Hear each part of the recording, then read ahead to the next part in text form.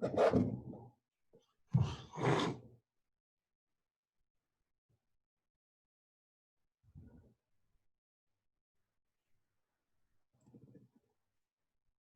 morning, Miles.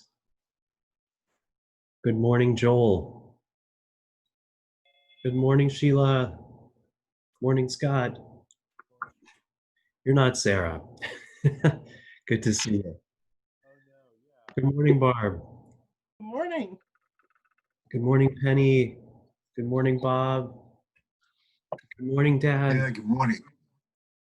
I might have to leave a little early. I have another meeting, but We are happy to have you for as long as you can be here. No worries. Hello, Michael. Hi, Dad. Good morning.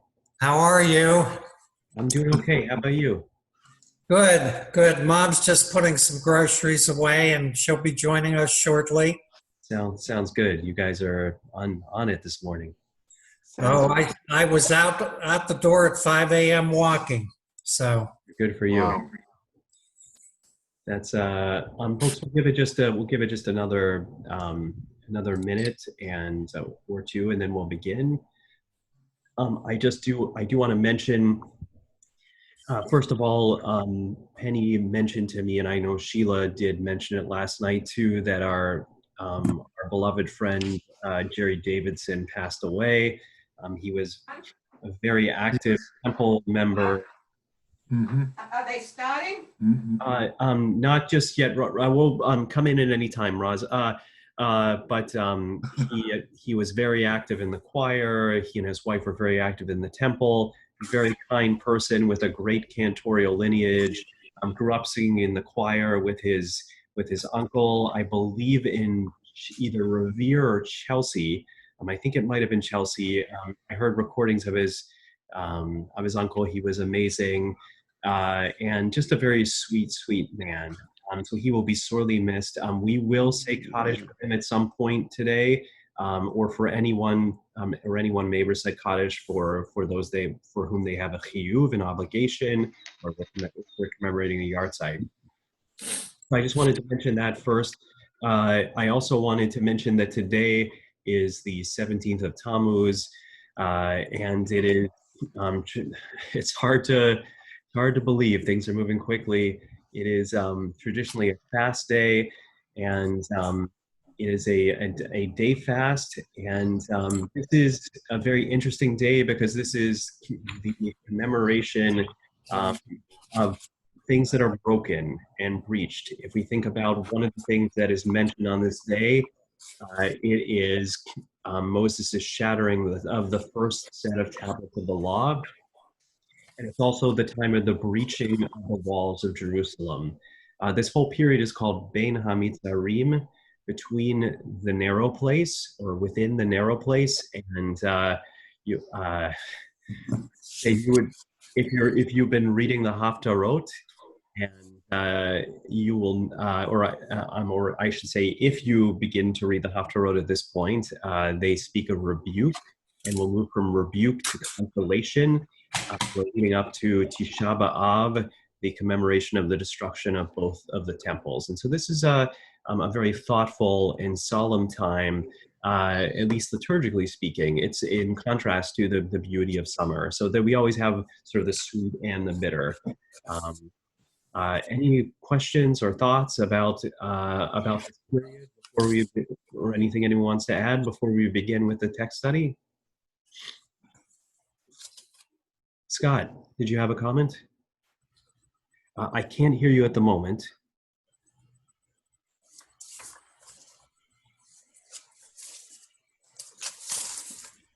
Stu, we still for some reason still can't hear you. Right here. How about that? Good. Awesome. Yeah. Good.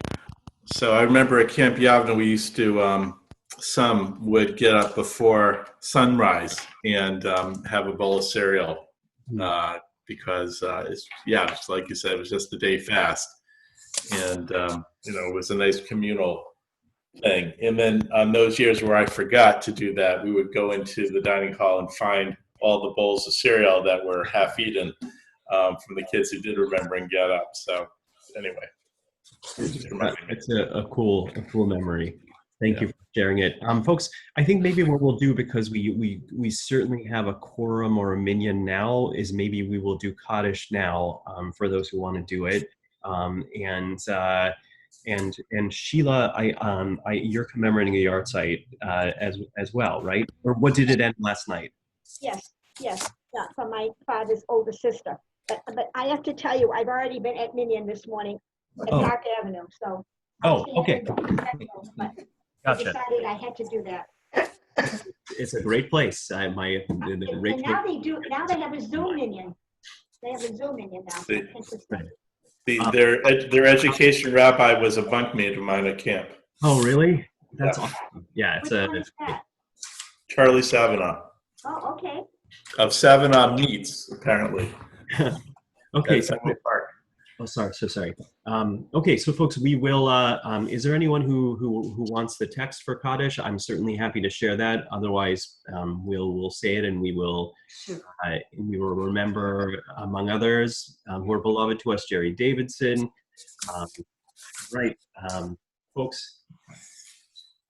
V'kadal v'kadash. Shmei Rabbah, Amen.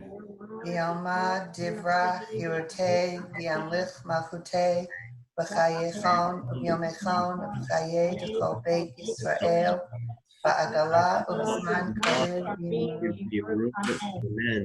Yehei Shmei Rabbah Mevarach, Le'olam Lamei Omaya, Yitbarach, V'yishtabach, V'yitba'ar, V'yitromam, V'yitnaseh, Yitadar, Yitalev, Yitalal, Shmeid, Yisha, Le'elam, Min Kol, Birchata, V'shivata, Tushbechata, V'nechamata, Na'miram, V'yalma, V'yamru, Amen. Yehi Shloma, Rabbanim, Shemaya, V'chaim, Aleinu, V'yal, Kol Yisrael, V'yamru, Amen. Oseh Shalom, V'morav, V'yaseh Shalom, Aleinu, V'yal, Kol Yisrael, V'yamru, Amen.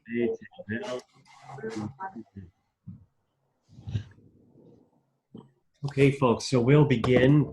Today, I wanted to talk about one of my favorite, well, actually, I should say, is one of, I think, a story of note in Tanakh, and share with you one of my favorite midrashim in the Tanakh. This is the story of the daughters of Tzlofachad.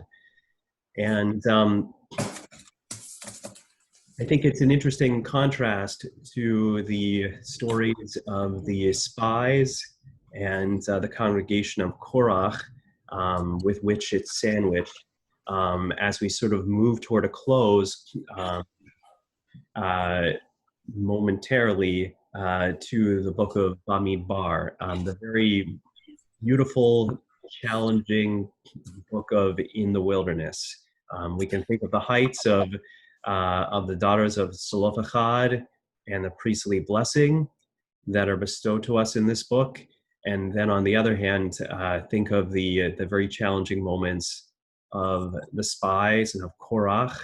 But as we discussed in a previous session, if you were with me, those are also the texts that relate to the quorum or the minyan. So there is always a bit of the sweet with the bitter. So folks, I'm going to share a screen with you. And as always, please interject with comments, challenges, questions. And it's, again, lovely to learn with you. Second. Actually, that will require me opening it. Excuse me 1 second. Okay.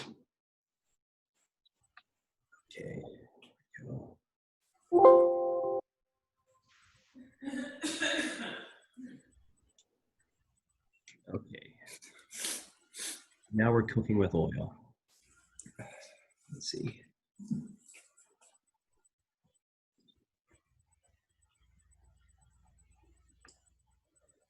This is not, folks. Can you see Coffee with a Cantor, folks?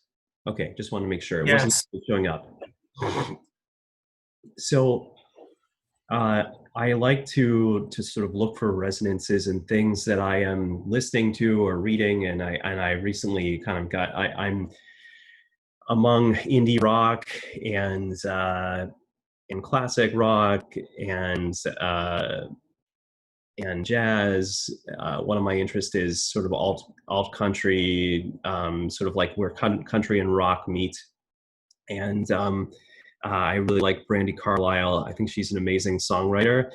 And this song, The Joke, is about, it's a beautiful, thoughtful, haunting song about those at the fringes who may not fit in, and sort of a message to them that the joke is really upon the people who are expressing hate, and for that person to sort of, particularly in times of youth, to sort of hold on and to be able, hopefully, to put things in perspective. But these words, you get discouraged, don't you, girl? It's your brother's world for a while longer. After carrying your baby on your back across the desert, I saw your eyes behind your hair and you're looking tired, but you don't look scared.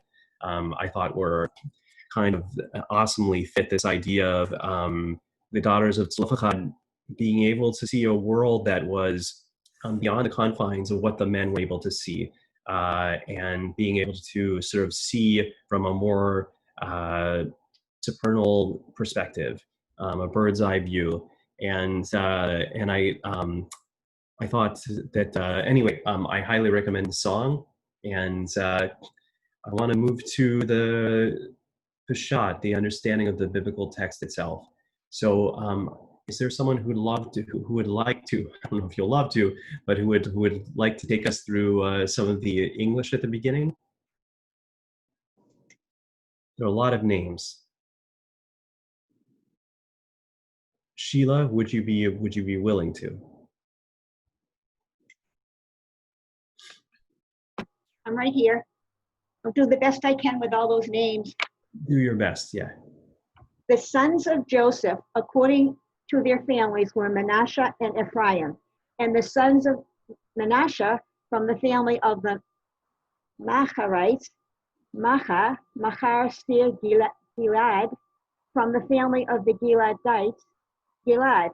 These are the sons of Gilad from the family of the Izharites, Izer from the family of the Helkites, Helek, from the family of the Shemidaites,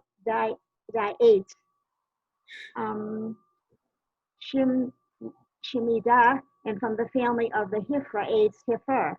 Now Zelophehad, son of Hepher, had no sons, but only daughters. And the names of the daughters were Malach, Noah, Holkrach, Milcha, and Tirzah. Yeah, so what we're getting here is a lineage. This is the first time their names appear, and we see that they are through not such a long line, descended from whom? From Joseph. Right. So I think this might actually be easier to read in the Hebrew than it is in the English. But in other words, these were the different familial clans that were spawned by or sired by Joseph. Joseph, who I just have been reading, I've been reading all about biblical women, and I've been reading Jill Hammer's book, Sisters at Sinai. And what I've discovered is that Joseph supposedly married Dinah. Yes. That's the story. That's the story. So the lineage is heavy. I mean, it's big. It's really coming from Yaakov, from Israel, from Jacob. Yeah, that's big. It's big lineage. Absolutely. Thanks, Sheila. Any other? This one is fairly straightforward. Any other thoughts about this so far? Scott, did you have a? You're on mute at the moment, but either way. Yeah, thanks. Sorry, whoops. I recall the conversation I had with our visiting rabbi a couple of weeks ago that Tzlafchad is only midrashically connected to the man who was gathering sticks on Shabbat a couple of parshiot ago and was put to death for it. Yeah, you're right. He is midrashically, although you may have talked about this too. There's a disagreement in the Talmud about it, and Akiva connects him with the man who was stoned for desecrating the Sabbath in the wilderness. And I can't remember who the other sage is, but the other sage severely berates Akiva and saying, would you expose the shame of this person and connect it with them? Who, if the text doesn't say it, why should you assume that it is this person? So, Very good. yeah, but thank you. So, folks, let's continue with the text itself, and then we'll move on to some interpretations of it. Let's see. Who is there? Someone who feels comfortable? I try to make the font as large as I can, but this was long. I wanted to keep this in one grouping, so this one is actually a smaller font. Is there someone who'd be willing to read this one? And folks, I'm just going to mute people temporarily because I think we're getting a little feedback. But if you want to respond or read, please don't mute yourselves. I could do that if you want. Barb, please. Okay. But the daughters of Zelophehad, son of Hefer, son of Gilad, son of Machir, son of Menashe, of the family of Menashe, son of Joseph, came forward, and these were the names of his daughters: Malah, Noah, Hagla, Milcah, and Tirzah. And they stood before Moses, before Eleazar the priest, before the chieftains, and before the entire congregation at the entrance of the tent of meeting, saying, Our father died in the wilderness, but he was not in the midst of the faction which gathered against Adonai with the congregation of Korah, but died for his son and had no sons. Why should our father's name be lost from the midst of the family because he had no son? Give us a holding among the kinsmen of our father. And Moses brought their case before Adonai. And Adonai said to Moses, The words of the daughters of Zelophehad are just. You shall swiftly give them a hereditary holding among their father's kinsmen, and pass the holding of their father to them. And to the Israelites, you, Moses, shall, and that's as far as my picture goes. Oh, say, whoops. Is it still, it's not showing up here. Is that better? Take your time. What number are we on? We're on 8, verse 8. Oh, yes. You shall say. Shall say, a man when he dies and has no son, you shall pass on his holding to his daughter. But if he has no daughter, you shall give it his holding to his brothers. But if he has no brothers, you shall give his holding to his father's brothers. And if his father had no brothers, you shall give his holding to the nearest remaining relative of his family, and he shall inherit it. And this shall be a statute of justice for the Israelites, just as Adonai commanded Moses. So thoughts about this piece of the text. Thoughts, challenges, questions. Scott, please. So it's interesting that the daughters and their full lineage are repeated. Yeah. Why do you think that is? I suppose to raise up their stature, to show their lineage, as Sheila was talking about. And then obviously the fact that these daughters have the strength to speak up and challenge the law, which had only just been given, very, very recently. Or is it a law, or was it a custom until it was announced as the law? I guess that's a question. And clearly from the context, it seems as though previously the law would have been, or the custom would have been, to give the inheritance to some male relative. But for them speaking up, they would have been disenfranchised. But of course, then this all gets very complicated, because what is this heritage? This kind of estates ruling is very easy in the desert, where everyone just has a bunch of pots and tents. But when they actually inherit the land, and people have land that's assigned to a tribe, and if the daughters are in this situation and they marry outside of the tribe, now you've got land that maybe goes with a husband, and that all gets very complicated if you're trying to keep that geographic continuity. It does. You're absolutely right. That is a complicated issue. Other thoughts about this? Yeah, Cantor Mike, it's Miles. Miles, good morning. Good to see you. Good morning. I appreciate the tact that they chose, saying that it's not for their merit to inherit, but so that they don't lose the memory of their father. I appreciated the way they worded it. Yes, I do as well. And, we could say, they're kind of saying, listen, we're taught about zechut avot, right, the imahot, and the merit of our forefathers.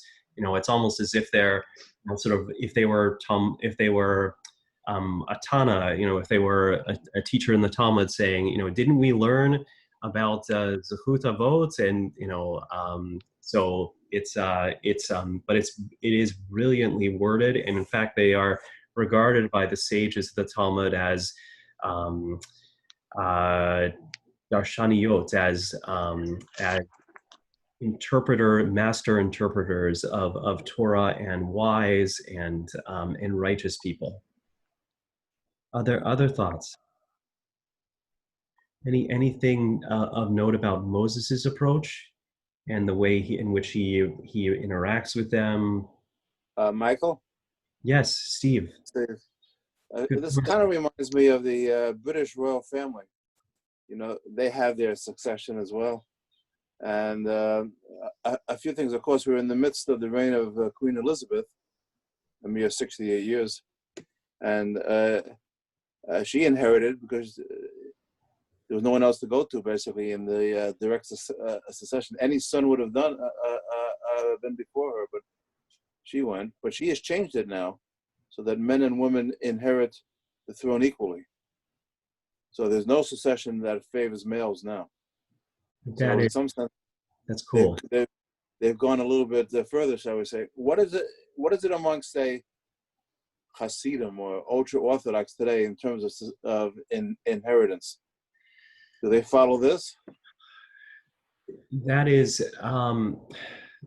an interesting question.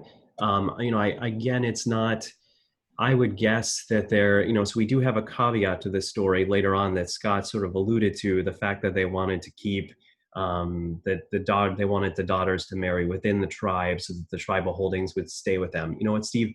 I'm not 100% sure. It's a great question. My guess is,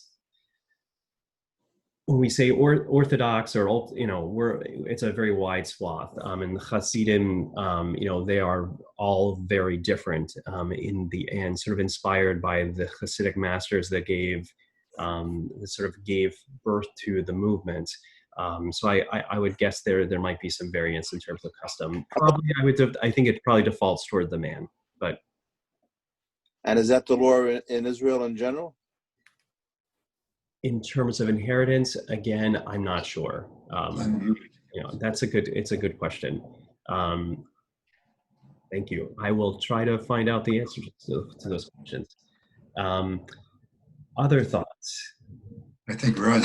It's Roz. You said something about Moshe, how he Yes.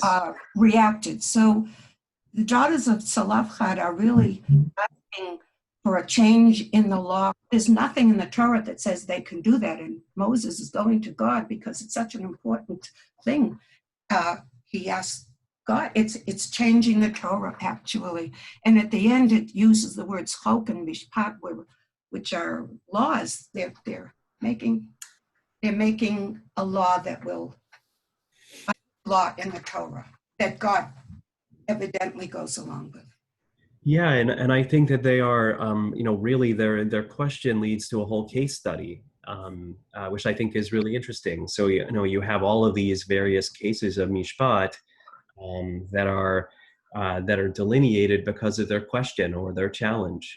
Absolutely, and Moses brings it to the Supreme Supreme Court. So he takes it to a higher source. And I love that. I love that idea. We're going to look at a midrash, I think, that speaks beautifully to this. Folks, any more thoughts about the story itself and its Peshat, sort of simple, not simple simple but not simplistic understanding of the text. Michael, Yes. Hi. Bill, Good to see you. good morning. I was just going to say that this issue of inheritance, there is somewhat of a problem in Israel with it. And there is a serious problem in Eastern Europe, and it affects the Holocaust survivors. Because I shouldn't say most, there are a number of countries that have inheritance is limited to the male lineage. So what has happened is in some of the Eastern European countries where property should go to Jewish families, families that lost property during the Holocaust, they say, what sons were there and what sons are alive? And since there are no sons alive, but only daughters that are alive, therefore, there is no one under our laws to inherit the property, and the government keeps the property. So it's become a difficult problem with some of the Holocaust survivors that I'm trying to help, where the government's refusing to return the property, claiming that there are no male heirs that can inherit it.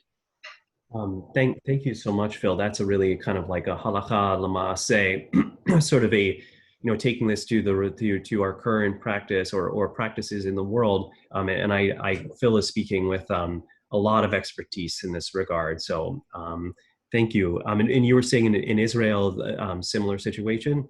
Yeah, I have a friend whose parents moved to Israel. They're Americans, and their will is, they have an American will where the money is given to the son and the daughter. And they, last year or 2 years ago, had to perform a special procedure in Israel, I believe with the rabbinical court. Otherwise, there was an issue that the younger daughter would not be recognized in an American will, and there might be a problem. That is I think the control of the ultra Orthodox rabbinate in Israel is a big problem for the modern Orthodox, for Masorti.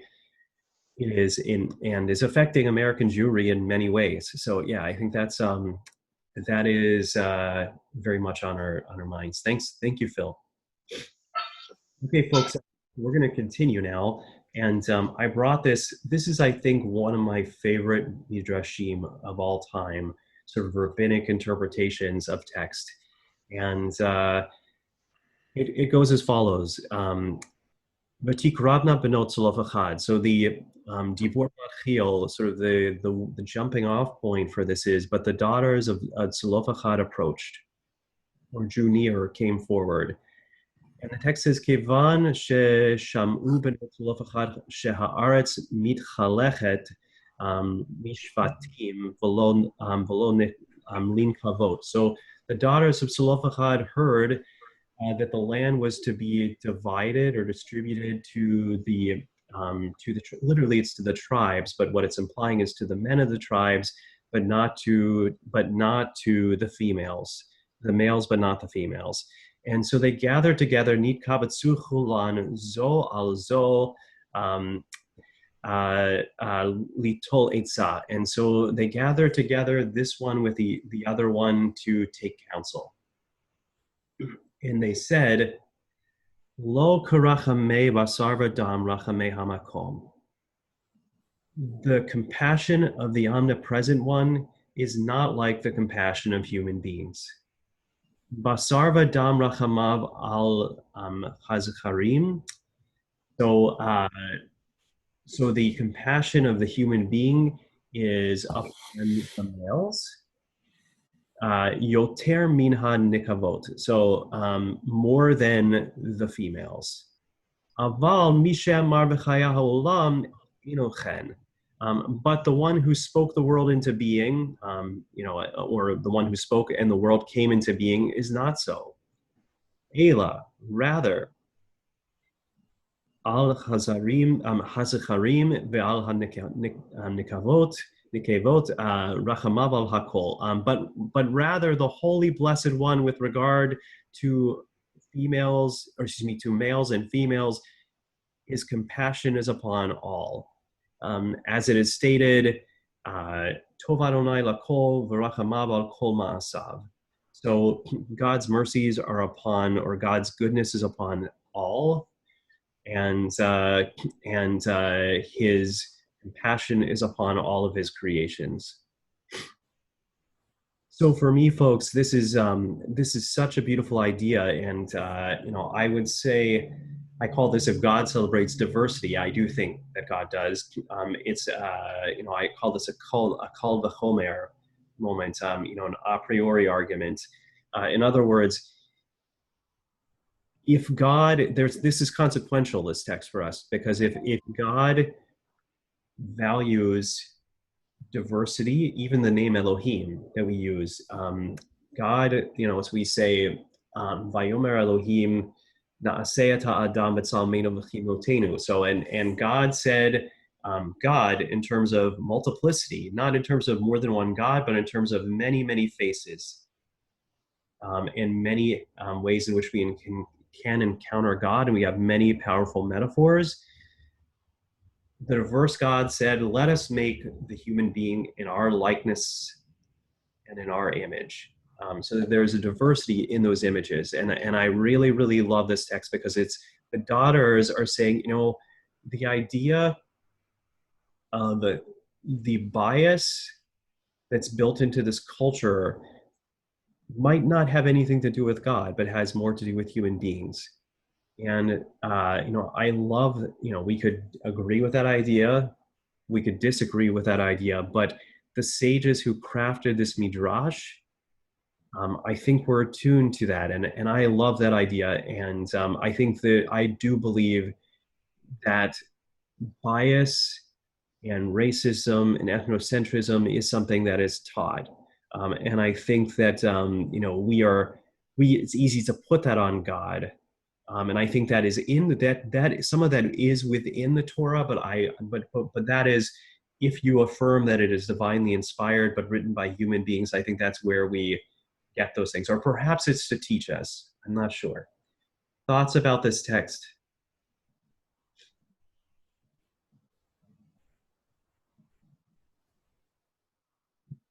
Anything jump out to you? Maybe it doesn't move you. It does move you. Michael. Hi, Dad.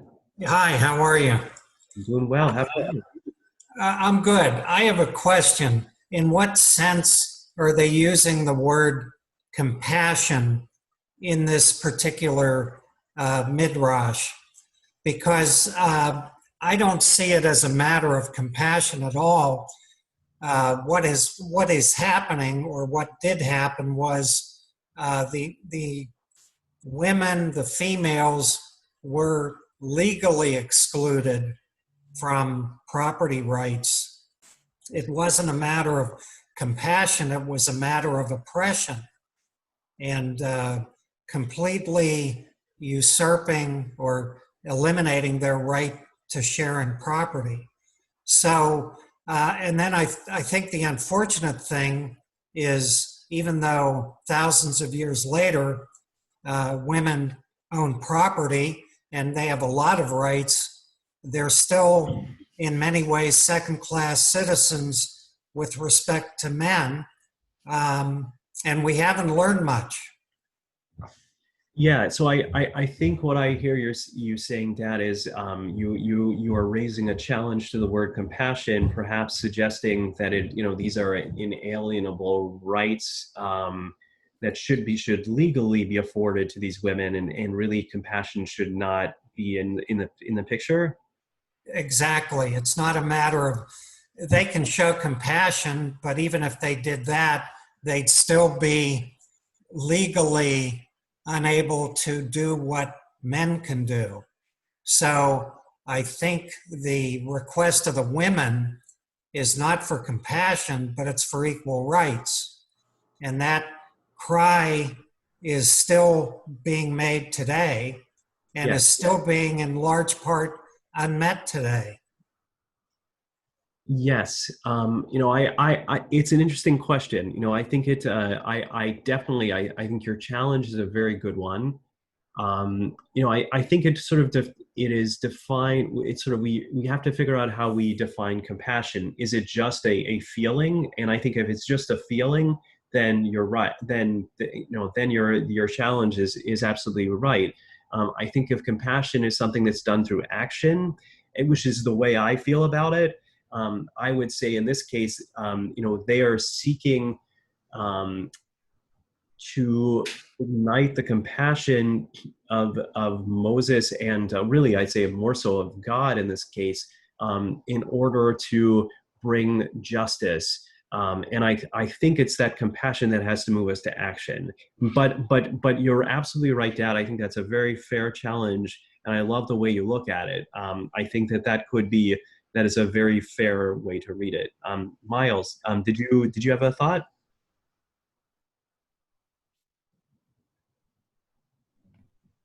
Miles, did you have something you wanted to contribute? Yes, Cantor Mike. Do you know if the conservative movement used this biblical text, this midrash, to help allow women to be part of a minyan and to be rabbis? Did they use this particular?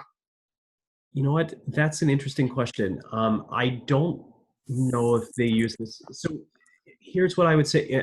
As someone who's currently studying responsa, I think that I would guess that you can approach it in multiple ways. I mean, I would guess that probably a lot of texts they were using were halachic as opposed to agadic. In this case, this is speaking from sort of less from a legal perspective, but from a legend perspective, and not legend or mythic in terms of a less profound sense, but sort of teasing out what the emotions are and what the theology is. But that being said, I think it would have been a brilliant one.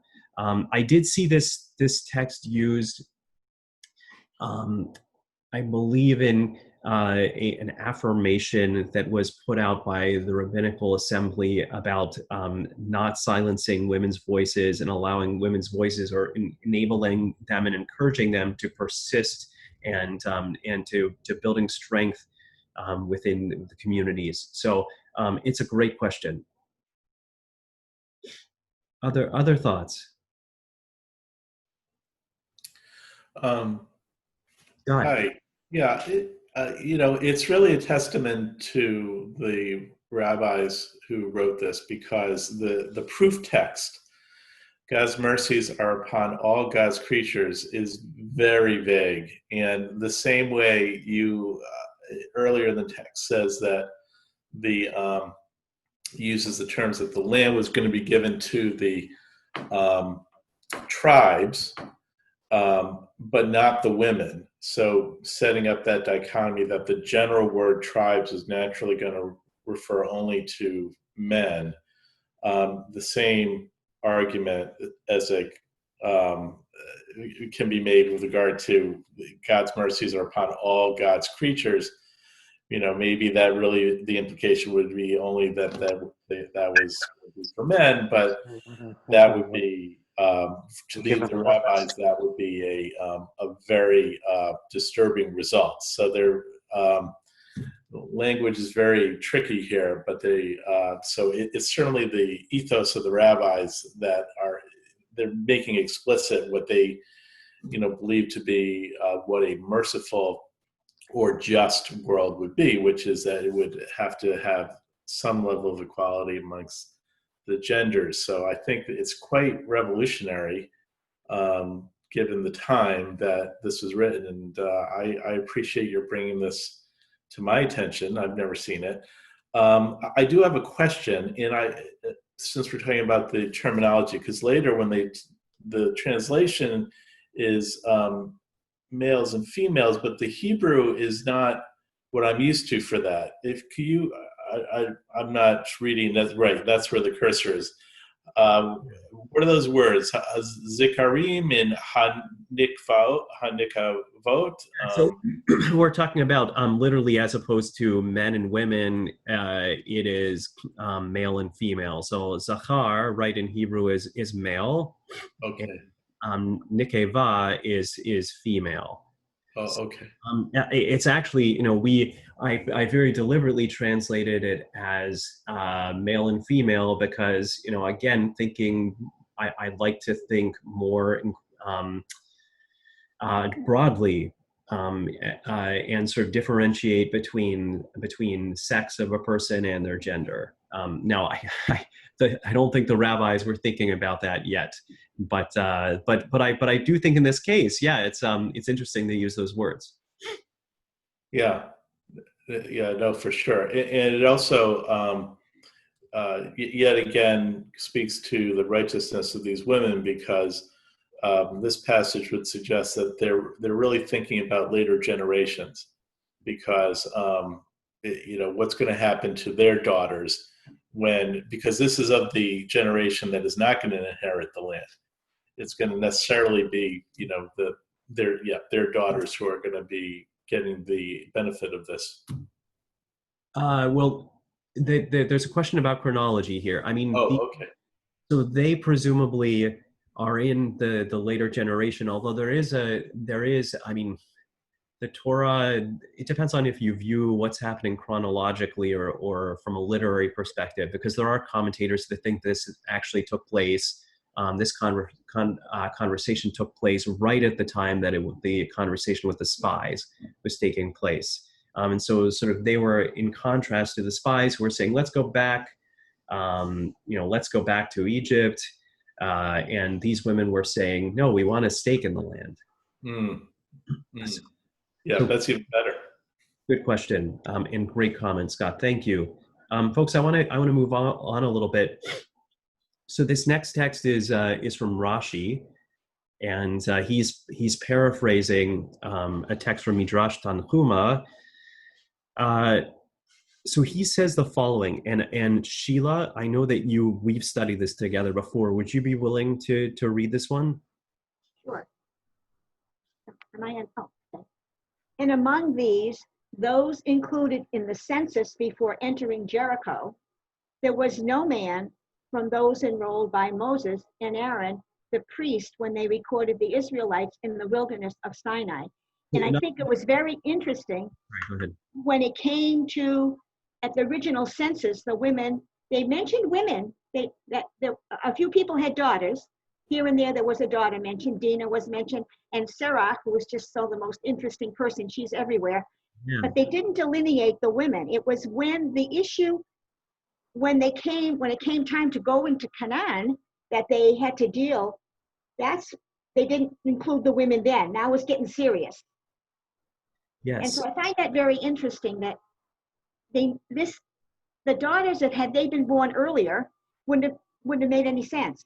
They wouldn't have had anything to really complain about because they were listed in the first census. Women were included in the census, but now these are later times, and now something is real going to happen. Something tangible is going to happen, and I think this is the interesting part. Is the scenario. The other part is, I think, I'll keep reading, but the other part is that we need to have a discussion about when a family had sons and daughters, the sons took priority, I'm pretty sure. Yes. So it isn't totally equality, and it's the beginning, I think, the beginning of recognizing that, but it's not total equality. And I'll stop talking. No, absolutely not. And just to clarify, first of all, thank you for pointing out the subtleties of this. And I also want to clarify, folks, that this is talking about this sort of midrash is playing upon the fact that when they reached Jericho and they were sort of evaluating who was there and who was enrolled in order to conquer Jericho, that there were none of the men other than Joshua and Caleb from the earlier generation in the wilderness were there. Good, keep going, please. But regarding the women, the decree enacted upon the spies was not enacted upon them because they love the land. The men would say, appoint for us a leader, and we shall return to Egypt. But the women would say, give us a holding in the land. Therefore, the portion of the daughters of Zelophehad is adjacent to here, So in other came words, from Korah, which chronicles the death of the first generation in the wilderness. right. So in other words, they're saying that Pinchas is next to Korach, and these two stories, as I alluded to earlier, are sort of pointed out to push against one another and to contrast. You know why? Whereas the spies and Korach really were challenging Moses and wanted to return to Egypt, you had these proto-Zionists, these women who wanted to engage with the land. And I think that's a really powerful idea. And it makes me think of none other than Roz Barron. You know, like when I think of someone who is such a champion of the land of Israel and her people, it's really an interesting and beautiful thought. Other views, challenges, questions?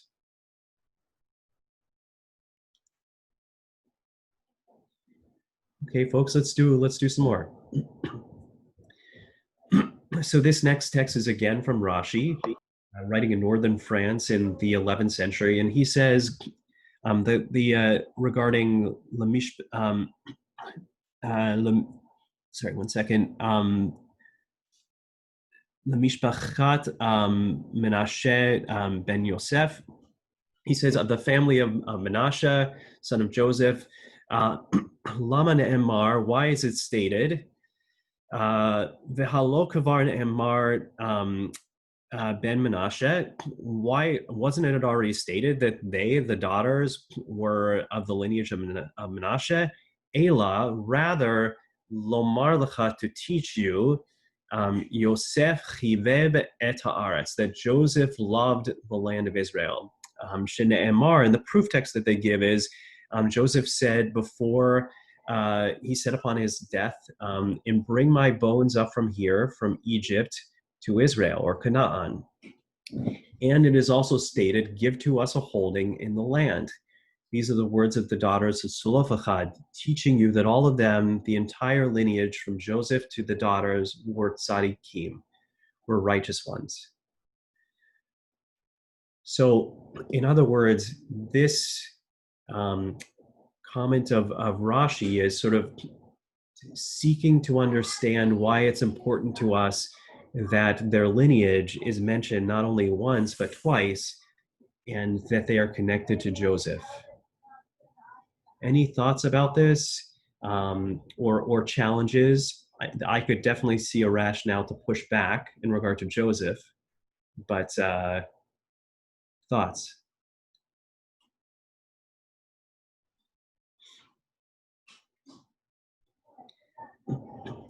No, I could. So, folks, if I wanted to play devil's advocate and I wanted to issue a kushiyah to this, I would say, well, yes, Joseph asked that his bones be brought from Egypt to the land, but he really could have gone home much earlier than he did. He left, he didn't leave Canaan by his choice, but he could have returned. And some of the commentators do point that out.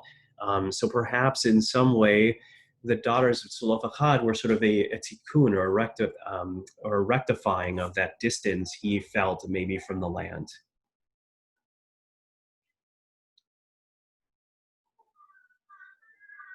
Thoughts, challenges, questions?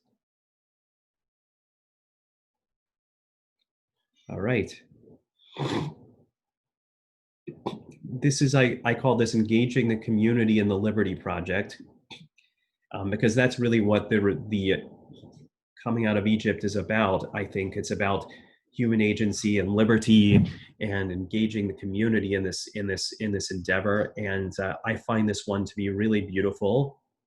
Let's see. Lou, would you be willing to read this one in the English from Midrash Tanhuma? Or actually, sorry, this is quoted by Rabbeinu Bachya. So he was writing in the 13th century in Spain. And it says, and they the sages? And they the sages stated in Midrash Tanhuma, Pinchas 9. The daughters of Zelophehad came to inquire regarding the law first of the chieftains of tens. And the chieftains of 10 inquired of the chieftains of 50 in order to share honor with them. When the chieftains of 50 saw this, they also shared honor with the chieftains of hundreds and inquired of them. When the chieftains of hundreds saw this, they also shared honor with the chieftains of thousands and inquired of them. When the chieftains of thousands saw this, they also shared honor with Moses. When Moses saw this, he shared honor with the Shekhinah, and this refers to, quote, and Moses approached Adonai with their case. And our rabbis, may their memories be for a blessing stated in the Babylonian Talmud, it would have been fitting for this law to be written through Moses, but the daughters of Zelophehad merited that it be written through them. So Lou, thoughts about this encounter? I was concentrating on reading. I need a few minutes to my brain to catch up with it. Thank you for doing that. So, what is happening here with the daughters of Zelophehad? Sort of what is the genius of their methodology? Or I'm making an assumption that you think that, maybe you disagree. Yeah, I actually I think this takes a lot of their agency away. Yes. Because they were continue to be deferential. They went to the lowest possible authority, and then who were presumably men. And then the men said, "Oh, this is an exciting idea. I'm going to share this with my superiors." And the superiors kept going up to their superiors, and even Moses. It's almost as if it's just the text of the Tanakh, I think, is much more satisfying, that they go directly to Moses.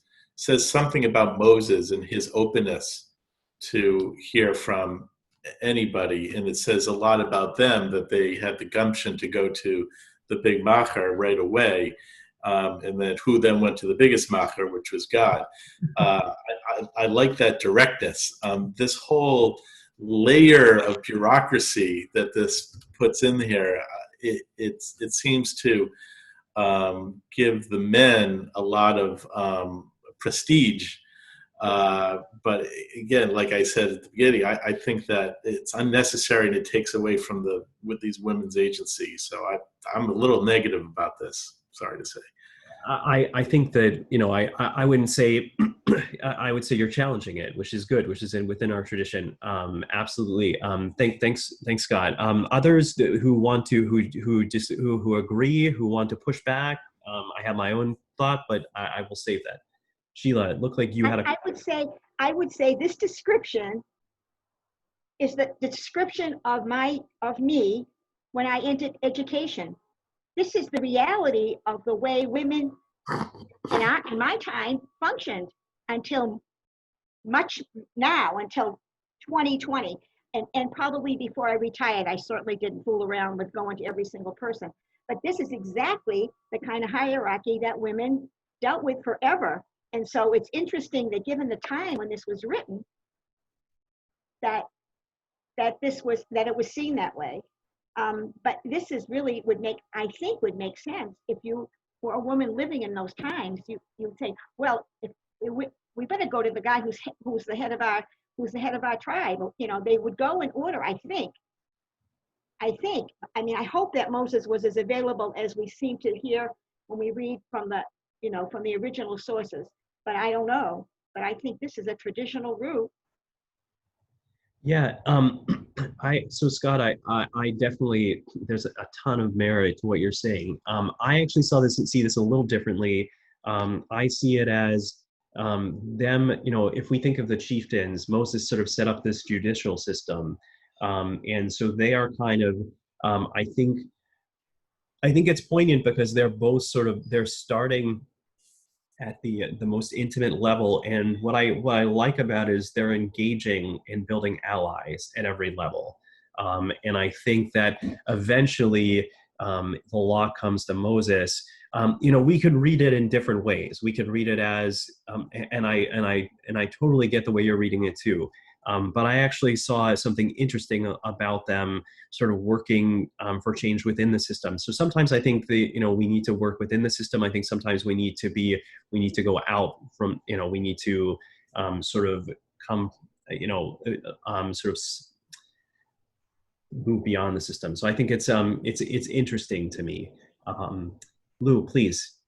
Yeah, I just wanted to add one other thing. I agree with what Scott said, what Sheila said, what Michael. I agree with all of you, but I just the last couple of nights, PBS had a special on the women's battle for the right to vote, suffragettes movement.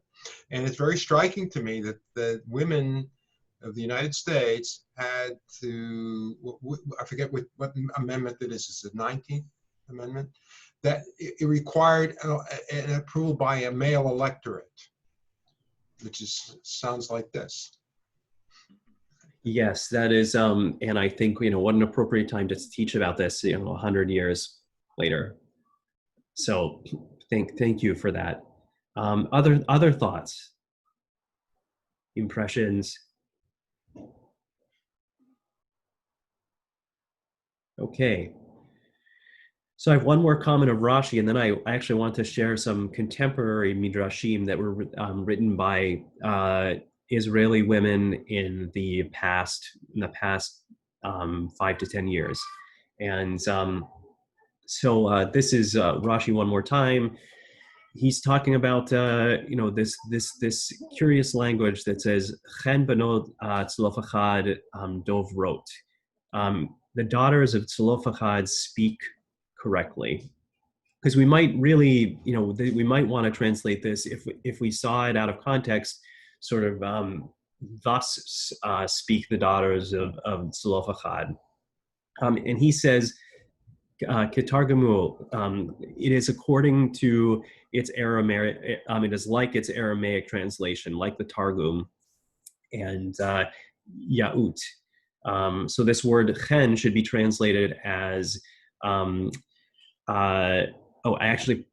sorry folks, this is my mistake. It's fitting, or good. So, or right, is Ya'ut. So, and it says, so this section is written before me in the heights, telling you that their eyes saw that which the eye of Moses couldn't see. So this is curious. So who is Rashi?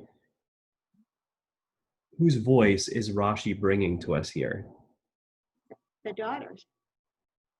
I don't think so. Yeah. Maybe, but I would say, so I'm going to say more times it says, Kach ketuva parasha zo. So this portion is written before me, lefanai bamarom, in the heavenly heights. Magid, and telling you that their eyes shera'ata einan ma shelo rachamav eno shel Moshe, that their eyes saw what Moshe. Is it the heavenly people, the angels? I'm trying. I would say it's God. Me in the heights. In the heights is God, but the angels with him? Maybe, but I think in this case it's saying that, these, in other words, this section was, we have this idea of sort of a heavenly prototype of Torah and an earthly Torah, just as we have an idea of a heavenly prototype of a temple or Jerusalem and sort of an earthly Jerusalem. And I think that this is saying that they were attuned, that they were prophetic, and that their eyes saw what was meant to be put forth. If we go back to that midrash earlier that we looked at that said the mercies or compassion of God are not like the mercies of the human being, that their, in other words, their eyes, the eyes of the daughters of Tzlofachad were more prescient in this case than Moses's, and that they saw a better world was possible. So I think it's it's not something that I've seen in Rashi a lot, but I really like that he's sort of looking at that, looking at the daughters of Zelophehad and their merits from a transcendent perspective. It's almost as if they peeked into the heavenly heights and saw a glimpse of what was in the Torah, or maybe it was never really written in there until they brought it forth. Any other thoughts, folks? All right, so I brought brought a few interpretations that are from a book called Dirshuni, which is only in the Hebrew at present, and but you can find translations of some of them online, and I've done a translation of a couple of them myself. We've had the editor is Tamar Biala, and she was affiliated with Brandeis for a while. She and a number of Israeli women have created a text of Midrash from women's perspectives on Tanakh. And what I think is really interesting and I think is really powerful is that these are not only being shared, but being taught in the seminaries too, in Hebrew College. I know at AJR, where I'm in a rabbinical school, I believe that they're also being taught at JTS.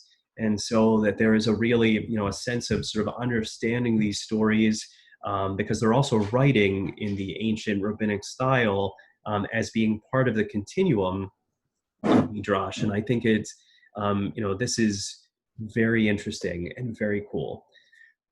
So I brought a couple to look at with you.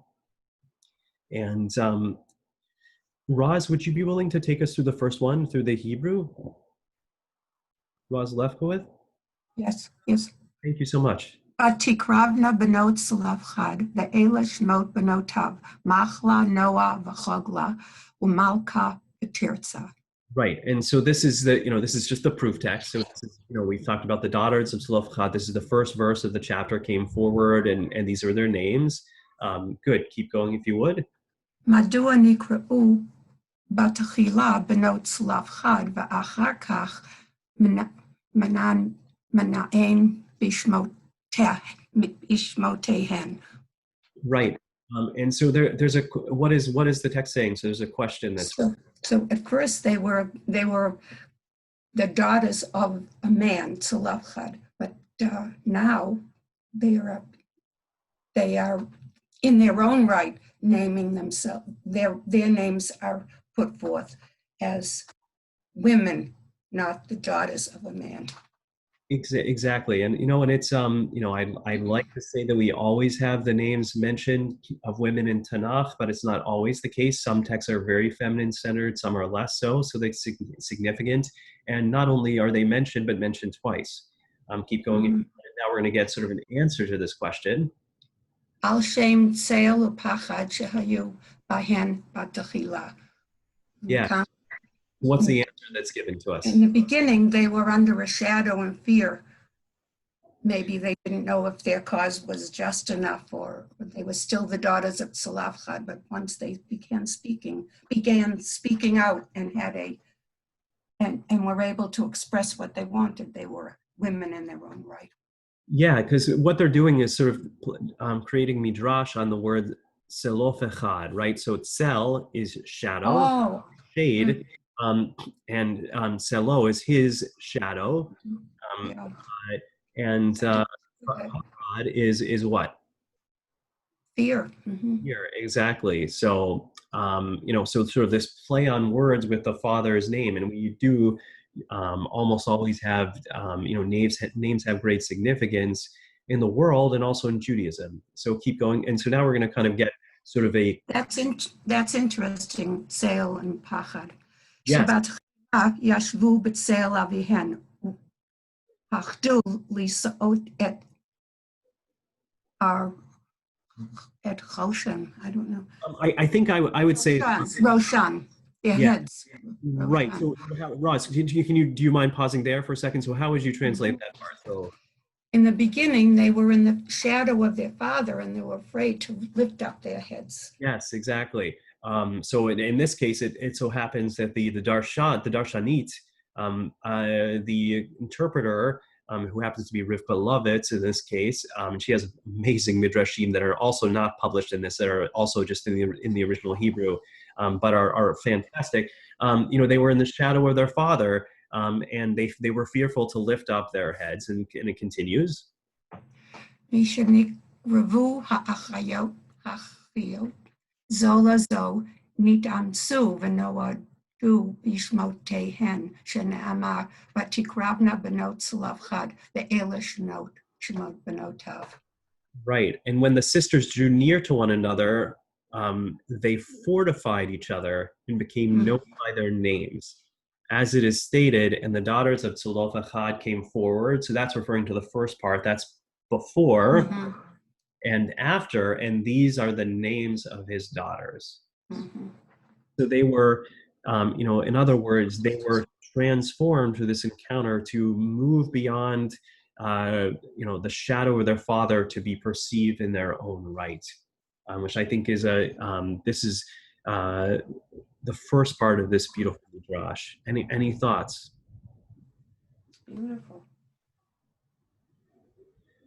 Okay, so let's, if something comes up, let me know. Now this next one, I have to actually share a midrash for you to understand the other midrash. So this midrash is not necessarily related to the daughters of Zelophehad, but I think it's integral to understanding the way that Rivka Lovitz understands the questioner in the second one. So I just wanted to, so there's this verse from Judges, and it says, Vatahi chope Yisrael miyamim yamima telachna benot Yisrael letanot levat yiftach hagiladi arba'at yamim bashana. And it became a custom among Israel for the maidens of Israel to go every year for 4 days in the year. And the original meaning, the pshat of this verse is, and to chant dirges for the daughter of Yiftach, the Gileadite. So Yiftach being the judge, who ironically and under very sad circumstances sort of made a vow that the first person, if he won this battle, that the first person who came through his door would be slain, and it happened ironically and sadly to be his daughter. But this is actually a midrash, understanding this in a slightly different way. So letanot usually means to, in this context, means to chant or to sort of chant a dirge. But there's an interesting interpretation of this, and so we read the following, and the question is, so Rivka Lovitz is actually understanding Tanot differently. So she says, "V'lama nikra shema Tanot," and why is her name called Tanot? Because it is stated, "Lefish ne'emar," and it became a custom among Israel for the maidens of Israel to go every year to Litanot, for the daughter of Yiftach the Gileadite 4 days during the year. And they, the wise woman, ve'amru, ein Litanot lashon bechi, they said, the wise woman said, Litanot is not the language of weeping, rather, Ela Tanot Shema Shel Bat Yiftach. Tanot is the name of Yiftach's daughter. And it says, Umaosa, and what did she do? Yoshevet Ba Meromim. She sits in the heights and listens to, and listens to the stories of the daughters of Israel that are in the land. Ve'achar Yoshevet Eitzel HaShekhinah, and afterwards she sits by the side of the Shekhinah, the feminine presence of God, and teaches or tells or recounts. If we think of Tana, or repeats in her hearing, or before her ears, the ears of the Shekhinah, their sufferings. And she prays for their sake and proves their merit. Milamedet in this case, the sense of prove as opposed to teach. So, in other words, it's this idea of tanot that's used in Rivka Lovitz's midrash is actually Yiftach's daughter, who is sort of looking out for the Jewish people and dispensing teachings to them, and is sort of a kind of person who poses arguments to God and sort of brings women's issues to God's attention. So we're going to look at this midrash now of Benot Tzloph, but I wanted to give you some background because I was also curious the way she perceived. And I saw it in a footnote in an article or in the book itself, and I said I really want to look at this midrash. So I searched all kind of databases, and I found it in the Hebrew, and so there it is. So let's go to the midrash itself. And is there anyone who wants to do this one in the Hebrew? I'm happy to do it, but I'm always happy to have someone else participate. Roz, would you be willing to, since you did such a beautiful job on the past one? Do this one. Cain benot Tzloph dovro. Right, so this is exploring the idea again of the daughters of Tzloph speaking justly. Keep going if you would. She'elah tanot et, no, I don't, she'elah, that's the challenge. Tanot et Elohim. Im emet divro benot Tzloph madua lo katavta Cain b'toratecha sheharei ata emet b'toratecha emet b'davar kayam la'olam. Yes, we can interpret this a couple of ways. I was thinking, it could be she'elat tanot, but I'm thinking because it's not really smichut in this case. I mean, it could be. I sort of read it as sha'alah. Oh, sha'alah, the God is asked. Oh, okay. Although, I'm just trying to think. Yeah, maybe it is sha'alah. But we could, yeah. So at any rate, the daughter. So Tanot is asking a question of God. And so what is the question? It says, if it's true that the God is, if what the daughters of Tzloph spoke is true, why did you not write this in your Torah? Because you are truth and your Torah is true, and your words live forever. Yeah, and so they're saying, if this is the case, why wasn't this written through Moses in the first place? And I think that's a fair question. So this is more of a question or a challenge. And then God gives the first answer. Sorry, what'd you say, Roz? No. Oh, and God gives the first answer. Answered. And Analah ha-Elohim, emet me'eretz titzmach. And God answered to her, truth shall blossom from the earth. Right. So what is God saying in God's answer to note? And this is it for anyone. It could be Roz, it could be anyone who wants to contribute. What is God's theology in this case? That the truth doesn't have to always come from on heaven. Truth can come from people on earth too. I think both teachers are saying the same thing, Sheila and Roz, right? So that I defer to Roz. No. Yeah. So in other words, that there is agency involved here. That God is saying that perhaps I meant the truth to come from the earth. In other words, that truth is sprouting up from the words of human beings.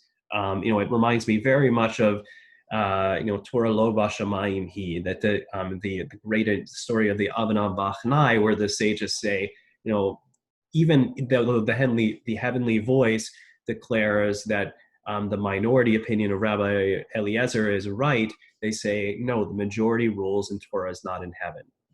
Keep going if you would, Roz. And then there's another challenge that Tanot issues. Sha'alah Tanot. V'chi lo ne'amar Torah Adonai Tamima. Doesn't it say, Tanot asks, doesn't it say that the Torah of God is perfect? Or we could even say perfect, whole. In other words, I think there could be a few different ways to look at this, but perhaps saying, like, why, if it's perfect already, why do we need to add to it? That's one way you could read this. I think there are other ways too. And keep going if you would. Anala ha'Elohim. Kvar katavti b'Torah. Kvar, I already wrote in my Torah. Tamim tiyeh im Adonai Elohecha. Complete, perfect, you will be with your God. Right, exactly. But Ocha Amarti, and I also said, Hithalech lifnei lefanai, Hithalech lefanai v'hayatamim. Go with me, before me, and be perfect or holy. Right. So what is, we're going to kind of look at what are the words that are integral or integral to this midrash here. Because, there are reasons that the darshanim or darshaniyot will pick these words that are sort of jumping off points. Any thoughts? I did boldface them. I mean, for me, this is you might disagree, but I said, in other words, complete you shall be with the Lord your God, not the Lord your God shall be complete without you, but with you. In other words, that you, Roz, Scott, Dad, all of us together have an important role in nurturing seeds of Torah. And then the other text says, walk before me.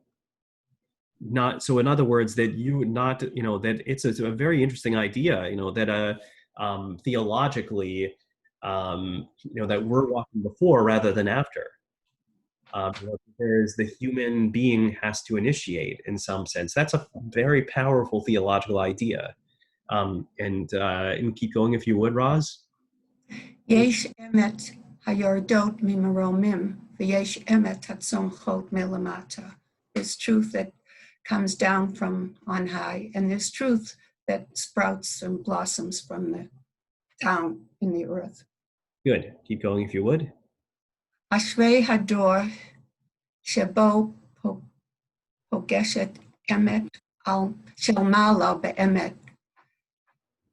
Shelmala be'emet shelmala ve'emet shelmata. Right. So in other words, there's truth that comes down from on high, as you said, and truth that sprouts up from below, and happy is the generation wherein these truths meet. Hu shene'amar emet me'eretz titzmach v'tzedek mishamayim nishkaf. And last proof text, if you would. I'm so sorry. Truth will come out from the earth, and justice will Nishkaf, it says, peer on from the heavens, will come from the heavens, I suppose. Yeah, so this is a powerful idea. In other words, we could, we go back to that midrash of Rashi. Just say hi to Momo. Where he says that it's as if they were aware of what was written in the heavenly Torah. And I think this is a really interesting sort of wrestling with the question of why this law was not already written. And again, we could take it back to that midrash we looked at earlier that challenged some of us, where we looked at the daughters of Zelophehad sort of going through the route of justice, and then eventually bringing it to Moses, who brings it to God. Bless you. So perhaps there is something poignant about the truth springing up from the earth and sort of the truth above and below meeting. Miles, please. I'm going to challenge you, Mike, a little bit. Of course. Earlier you said God in the text didn't really touch upon gender issue, but I would say he absolutely did. Yes. Man may not lieth with another man, etc., etc. So in Rivka's interpretation, this is more about when there isn't a statement by God, in the absence of a rule or law, that it can come from below, from us. But what happens when God specifically says something very harsh that we now want to change in this era? And I don't see how her interpretation allows for that. Okay, I wanted, thanks, Miles. So I want to address the, first of all, I think you're saying a couple of things. I wanted, so the first part, my apologies, because what I meant was in this case, in the case of the daughters of Zelophehad, I did not mean to say that God does not introduce challenging gender issues. I think the Torah is ripe with them, and both positive and negative. And again, a lot of it depends on the way we read it. And then I want to make sure I am understanding. So and just recapitulate, say one more time your question, your challenge or question to Rivka. So Rivka is saying, well, if God makes the law, that's fine. Right. And in the absence of God making a law, the rest of it can come from us. Right. But I'm saying, what happens when God does say the law and we still want to dispute the hardcore law like we have been doing in the recent generations?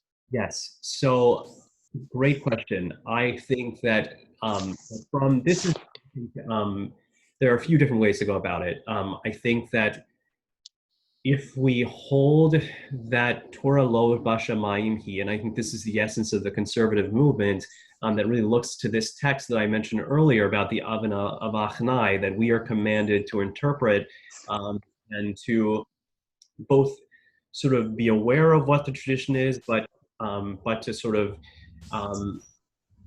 interpret the halakha, the Jewish law, in with all of the resources that are available to our disposal. So, not just all of the Judaic resources, but what we learn about psychology, and what we learn about science, and what we learn about equity and economics, and all of these things that affect the human condition have to come into play.